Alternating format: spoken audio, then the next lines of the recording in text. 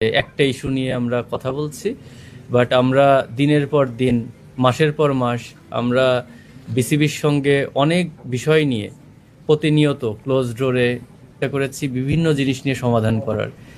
কিন্তু দুঃখের বিষয় এটাই যে বিসিবি থেকে আমরা এখন পর্যন্ত কোনো ধরনের সমাধান পাইনি। আমরা এর আগেও ঢাকা লিগের বিষয় নিয়ে আমরা বিভিন্নভাবে যোগাযোগ করেও তারা বিভিন্নভাবে আশ্বাস দিয়েও সেটা ফেল করেছেন।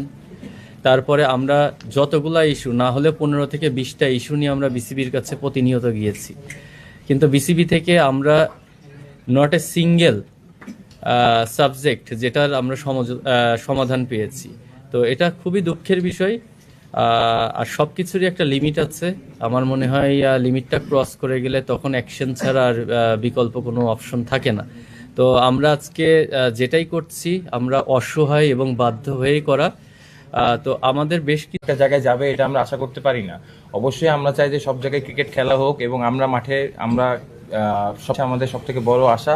এবং টু বি অনেস্ট যদি বলি, আমার কাছে মনে হয় যে আজকে খেলার জন্য এখানে যারা আছে সবাই, বা আমরা যাদের আজকে হয়তো এখানে ছিলাম, সবাই আসলে খেলার জন্য খুবই উদ্গ্রীব এবং ইভেনচুয়ালি এখনো আমরা চাই যে মাঠে খেলাটা যেভাবে হোক, মাঠে খেলা না হোক এটার এগেনস্টে আমরা না, আমরা মাঠে খেলতে চাই এবং সুষ্ঠুভাবে যাতে ক্রিকেট খেলাটা হয় এটাই আমরা চাই।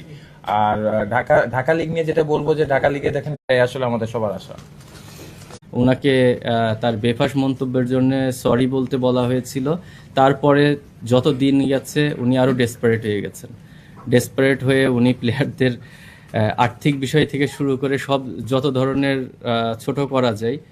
তো আমার মনে হয় উনি যে বক্তব্যগুলো দিয়েছেন সেটা উনি একজন দায়িত্বরত জায়গা থেকে কোনোভাবেই দিতে পারেন না।